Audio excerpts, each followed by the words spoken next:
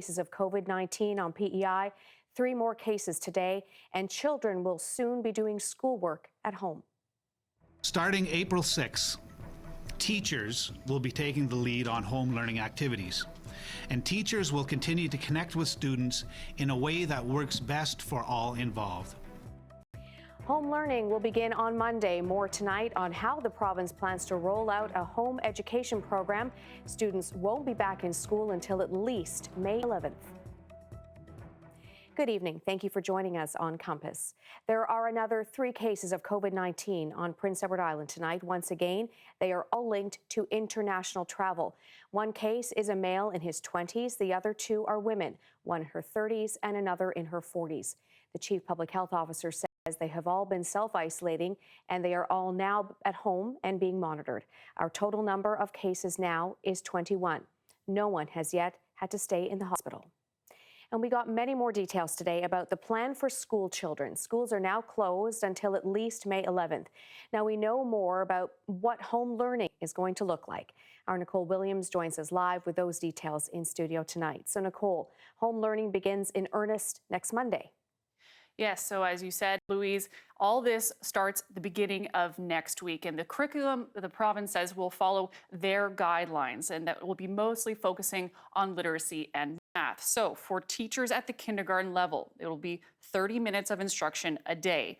At the elementary school level, 60 minutes of instruction per day. For intermediate students, 90 minutes of instruction focusing on literacy, math, social studies, and science. For high school students, there will be no more than 2 hours per course per week. The province says this will all be in the hands of teachers. They're going to be taking the lead in delivering these lessons. What about the resources needed for these lessons? A lot of people have been asking about those who maybe not have access to internet. Yeah, so the province, of course, acknowledging that this is going to be difficult for everyone, saying that teachers are right now actually in the process of contacting students to determine exactly what sort of materials and resources they'll need in order for all this to sort of go ahead, and in terms of how they'll also be accessing this curriculum. We also know that students with special needs are being reached out by such school psychologists, school counselors, to see if they need those kinds of supports. Here's the director of English education. We do recognize that there's an inequity in access to technology across our student population, and I'd say we have that inequity with our teachers as well. So it's not an even playing field, and in response to that, I've asked the team members to come up with materials that can be provided to students that won't require technology that is internet-based. So there will be a variety. There was also an update, Nicole, on childcare for essential workers. What is the province planning there? Yes, so we know that a number of these centers are going to be open now for those people who are working in essential services. Those are people who have to work, healthcare workers, grocery store employees, and those working in convenience stores. It's going to be for children over the age of 2 who don't have compromised immune systems. So the province says we're going to begin with 20 centers starting almost as early as tomorrow. And the education minister says that it's very important for these workers to have this kind of access. Take a listen.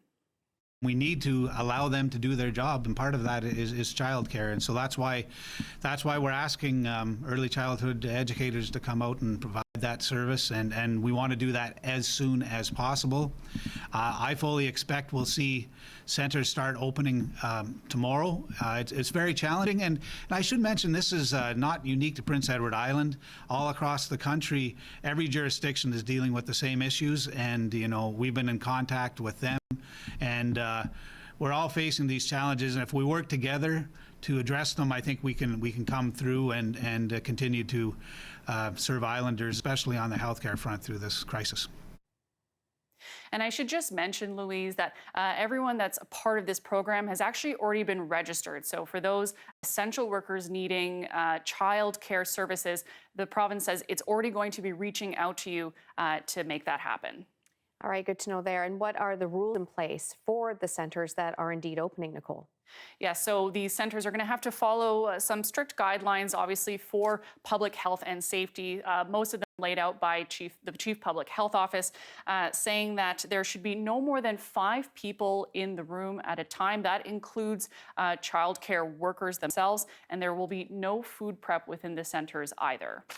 Okay, Nicole, thanks for this. That's Nicole Williams reporting live in studio tonight. Police in Summerside handed out the first ticket today for failure to self-isolate. It comes with a $1,000 fine. Brian Higgins has more on that tonight. The Summerside police officer wore a protective mask over his mouth and nose as he handed out the province's first COVID-19 ticket. The man who got the ticket had recently come back from New Brunswick and was found today riding around in a vehicle.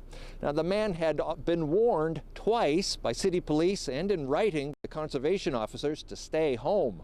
I spoke today to Sergeant Jason Blackier with Summerside Police. Our officer attended to the gentleman's residence with conservation officers to further speak with him around the self-isolation issue, and they found the man walking on Water Street East. So at that time, conservation officers issued the man a written warning pursuant to the Public Health Act. And then at 10 o'clock this morning, the same officer that had stopped the person yesterday saw him traveling in a vehicle on Granville Street. The vehicle was stopped, and then the man was subsequently charged under the Public Health Act. He wasn't happy, and he was clearly aware of the public health order. He was made aware of it twice yesterday, once by our officer and another time by the conservation officer, so he just chose to blatantly disregard us. The province's conservation officers are leading the enforcement efforts around these public health orders. Their protective gear includes masks and gloves, and so far they've followed up on dozens of complaints. Fines for individuals can range up to $10,000 for multiple violations. Brian Higgins, CBC News, Summerside. Local testing for COVID-19 will be up and running this week at PEI's provincial laboratory, and that will avoid delays in getting some results back. Right now, all these tests are being sent off to Winnipeg, and that can mean waiting a few days for results. As of Thursday, some testing will be done here in a limited capacity. Local testing will focus on more urgent cases like people in long-term care or certain critical healthcare workers. Other tests will still be sent to Winnipeg. And as of today, there have been 838 people tested on PEI. 21 are now positive, as we mentioned earlier, with those 3 new cases confirmed today. 662 of those tests have come back negative, and we're still waiting for results on 155. One person is considered to be recovered. The province is asking Islanders to help with medical supplies to protect workers against COVID-19. It's posted a long list of equipment it's looking to stock up on. Isabella Zavarisi has more. The province is asking anyone who might have access to provide personal protective equipment for healthcare workers. At today's news briefing, the province's chief of nursing says this equipment is in demand and that it's important for the province to preserve what supplies it does have. We do currently have supplies in place, but as I've been mentioning over the last number of weeks, we've been placed on allocation because of the demand across the country and the world for these supplies from our vendors and our suppliers. So we may only be receiving a portion of our regular orders as other places are in need.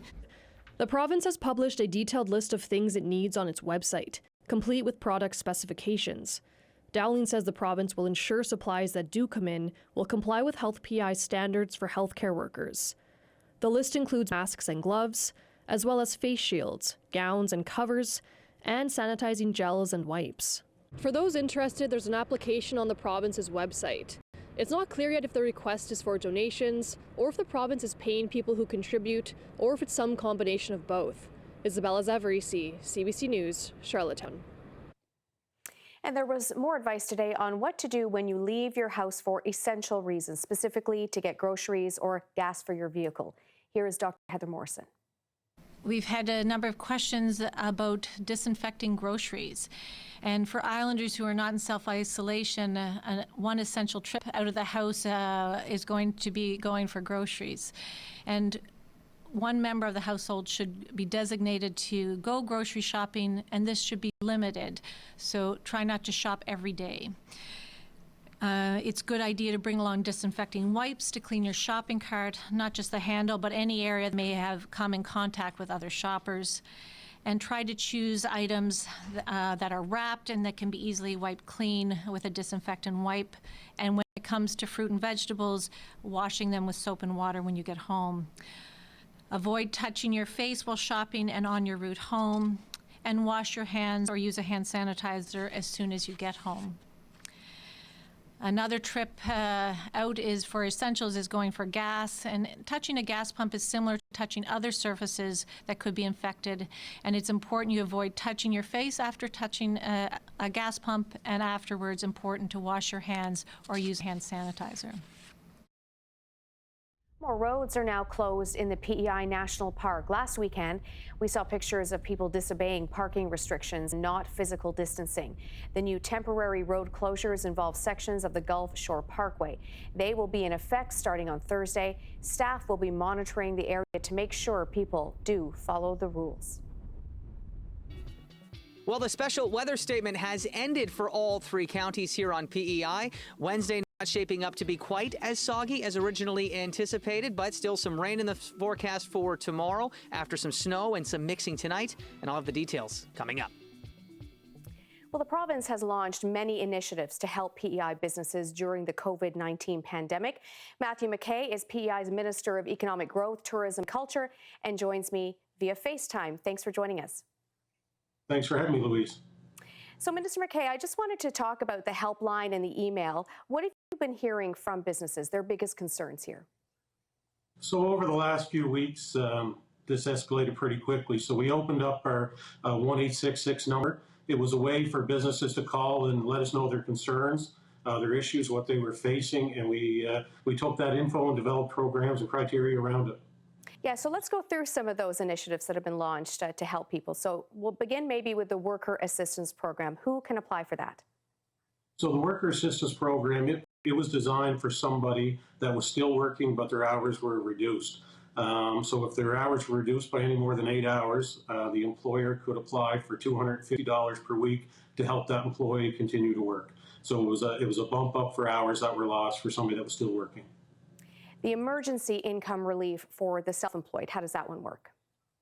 So that one was a $500 a week fund. We had great uptake in that. We've had over 2,000 applications on that.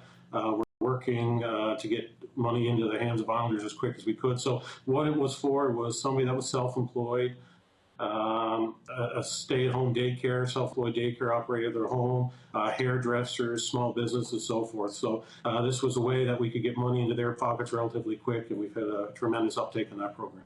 So is that money actually in the hands of people now? Yes, yeah, we've got about 800,000 at the door on that already. I'm told by April 3rd, 4th range, we should have a majority of the money out. There's some applications that require a little more work, maybe some missing paperwork and so forth. But yeah, we're rolling them as quick as we can. So it's worked well, and the money's going out the door relatively quick. Emergency working capital funding. How does a business qualify for that? So that was designed through Finance PEI.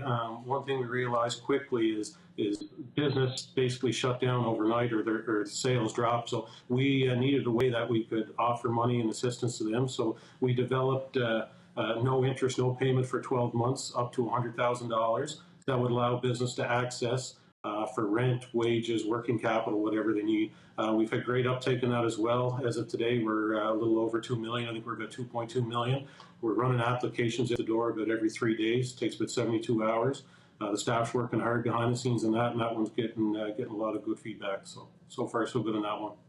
And yesterday, you announced the Commercial Lease Rent Deferral Program. Tell us more about that. So we've got that idea is from the employers and businesses ourselves. That was a big concern of how they were going to be able to pay rent and so forth. So we looked at the Nova Scotia model, and we developed our own criteria with that as well, that we are asking landlords to defer rent payments for commercial tenants, basically 3 months, to defer them over the rest of their term of their lease. So this gives businesses the opportunity not to pay the rent, and basically we've developed a fund in the backside that if a landlord gets stuck and down the road that tenant walks away or closes up shop, that we will have the money for the landlord in replacement of the deferred. So it's up to $5,000 per month, $15,000 in total for tenant, and up to $50,000 for landlord. And what about, Minister MacKay, the broadband fund for businesses? The broadband fund, so what we've experienced, we know there's issues with rural internet, and that's something governments have been fighting with for years. So we finally got to the point where we're on the right path to get rural internet, and then this escalated. So we've now got a lot of self-employed rural businesses home, people from companies that are trying to operate from work from home. So we developed a program that would allow people to access money through the broadband fund to work at home with MiFi units and internet boosters as well. We haven't been able to get any out the door yet. There's a bit of an inventory issue on getting some of these, but I think it should work well. We've got staff working on this daily, and I think this is something that you're going to see us roll out over time, and it could be a long-term solution for a lot of the rural-based businesses right now. Any idea when those will start rolling out the door yet? I believe the first ones went out today. Oh, out today. Okay. And then we also heard really early in this, the employee gift card program. Tell us a bit more about that and how many people have tried to access that. Well, that's been a great program. So that was a partnership we've done with Sobeys. Basically, anybody that was laid off, their employers filled out an application for them to get a $100 Sobeys card. So we were trying to be creative in all the different programs, and this was one that really worked out well. We've had tremendous uptake. We've got 6,600 applications in that. We've got a little over 5,000 out the door already, and there's more applications come daily. So that's a program that's really being utilized, and we're going to keep that going as long as we can. Who will tomorrow's announcement be geared towards? So tomorrow's announcement is going to be a little bit of an EI top-up while people are waiting. Anybody that's on EI now or waiting for their EI in the waiting period, this is going to be a top-up that's going to be able to help them out in that time frame. We're looking, it's about 10,000 people right now that this is going to affect, so we want to make sure that we can get some money in the pockets of Islanders as quick as we can, and this is one way to do it. Will these programs be reevaluated, the need for these programs be reevaluated once that federal assistance starts to come in? Yes, definitely. So once we know better time frame, what the federal government time frame looks like, we'll be able to discuss further in that. So right now, we're going to continue them going until the feds roll out their programs, and then we'll reevaluate when that happens. Minister MacKay, I appreciate you joining me. Thank you. Thanks, Louise. And a little more detail for you on those times for home lessons for school children. Nicole told us off the top of the show that elementary school children would have 60 minutes of instruction a day. If your child is in grades 1 to 3, though, that time is about 45 minutes. And as we go to break, a live look outside on this Tuesday evening. Jay's full forecast is coming up the last day of March. That's coming up after the break. I'm Mitch Cormier. From flour to sugar to eggs, the staples are harder and harder to find on store shelves. Why is it that in times of crisis, we have to cook and bake? We ask a food anthropologist Wednesday on 96.1 FM.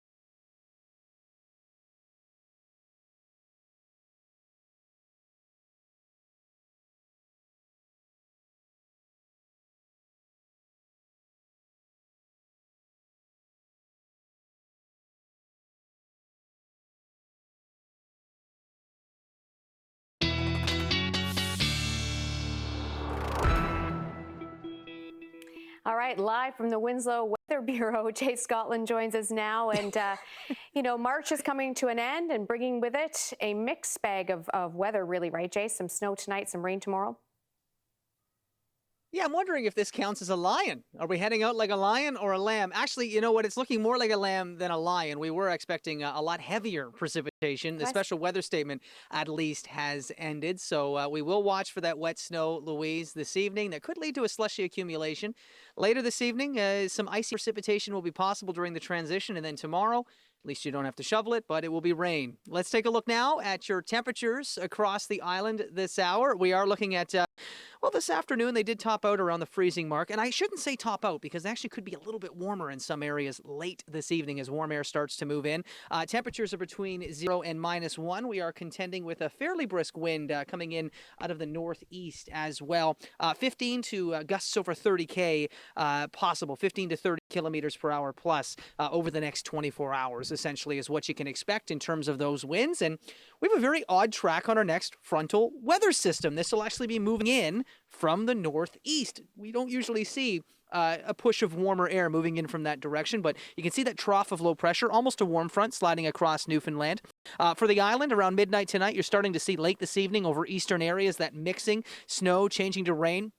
Freezing rain and freezing drizzle will be possible during the transition. You still could be seeing that in some areas, particularly up west through the early morning hours tomorrow with some fog and lighter rain in the morning ahead of some steadier rain that will arrive into the afternoon hours. So mid to late afternoon, we start to get into that heavier precipitation, and that will continue as rain into tomorrow evening before finally tapering off as showers early in the day on Thursday, clearing out Thursday afternoon. Now, we're not talking about huge rainfall amounts. I'll go over those potential totals in just a second. If you got that risk of mixing tonight with temperatures around the freezing mark over western PEI, then steadier pockets of rain working back in tomorrow afternoon. Temperatures between 1 and 2 degrees in the afternoon may warm up a bit further later in the day, though. Around the freezing mark for those lows tonight, there is that risk of some mixed precipitation and icy precipitation as well. But back to rain for tomorrow, and the steadiest of that rain will be arriving afternoon and evening. And in terms of amounts, most areas between 5 and 15 millimeters. Some spots could see local amounts to about 20 millimeters possible, and it will be fairly windy. Also looking to be windy for your Thursday, and your Friday should say windy as well. Pretty gusty conditions into Friday as well. So that is a look at your next 7 days. Louise, back to you. Thank you very much, Jay. Good to see you. Well, here you go.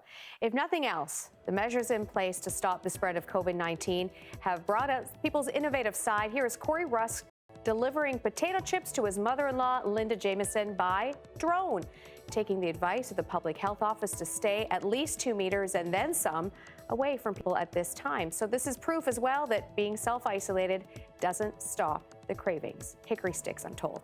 More Compass after the break.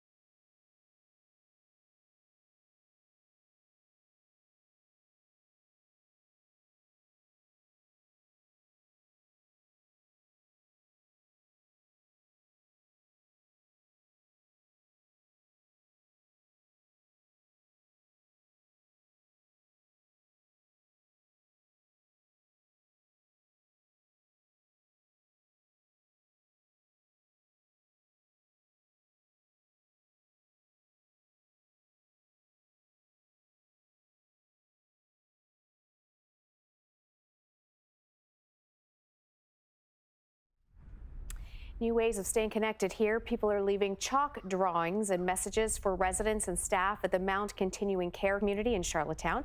The activity director came up with the idea, but then families and friends have just run with it. They started showing up on the weekend armed with chalk to fill the parking lot with notes and pictures. The staff at the home say if the snow and rain take a toll on these messages, she hopes Islanders will come back with more chalk and replace them. Sure, there's a lot of appreciation inside that building for sure.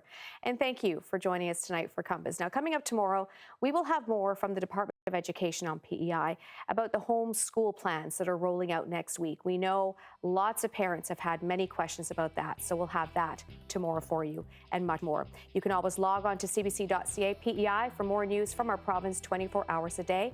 Vashi Cabellos is up next with Power and Politics. We'll see you back here tomorrow. Good night, PEI.